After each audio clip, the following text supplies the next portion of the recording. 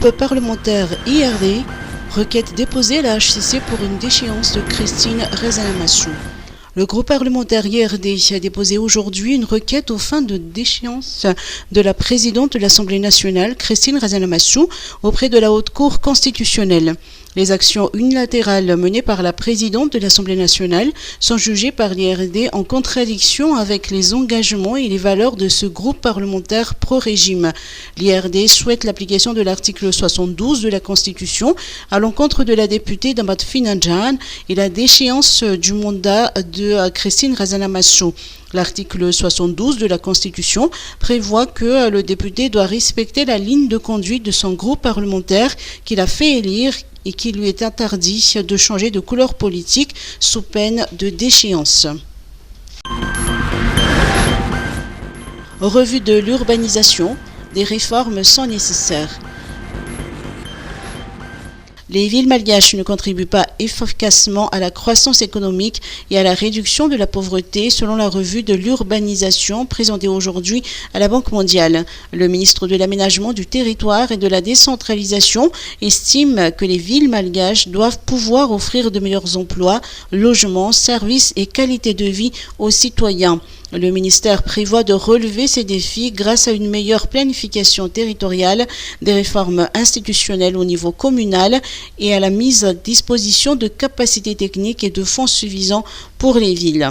Pour ce qui est d'Antananarivo et du foncier, il y a une réforme à apporter autour du foncier. D'abord, il y a à consolider le foncier. Il y a à réformer les textes, ce qui est en cours. Il y a à remettre à jour l'ensemble du catalogue foncier pour que chacun soit rassuré sur ses droits de propriété. Et surtout, il faut faciliter et fluidifier la possibilité de se transférer des terrains, sécuriser les propriétaires des terrains et leur faciliter ou l'acquisition ou la cession des terrains.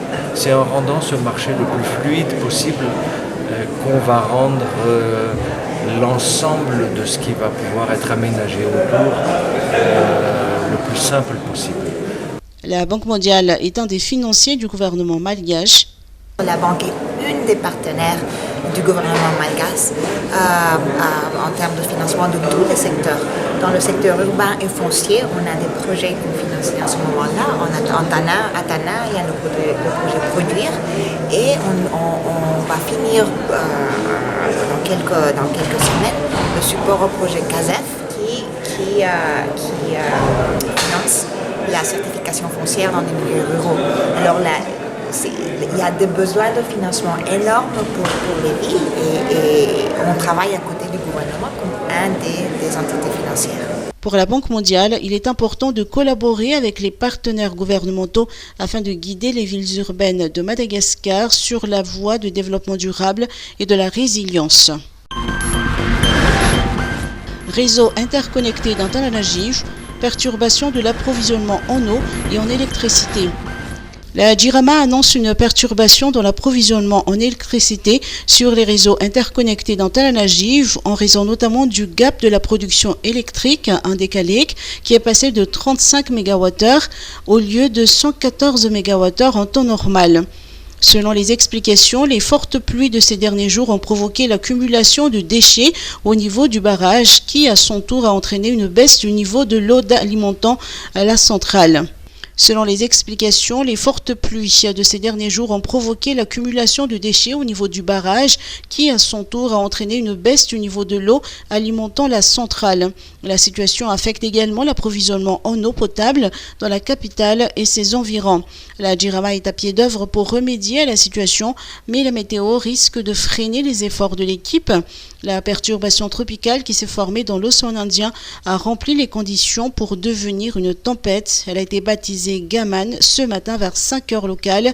À 9 heures locales, son centre était localisé à 150 km au nord-est de Voimar. Elle continue de s'intensifier et est désormais classée forte tempête tropicale. Gaman continue de se déplacer lentement vers le nord-ouest à une vitesse de 5 km à l'heure.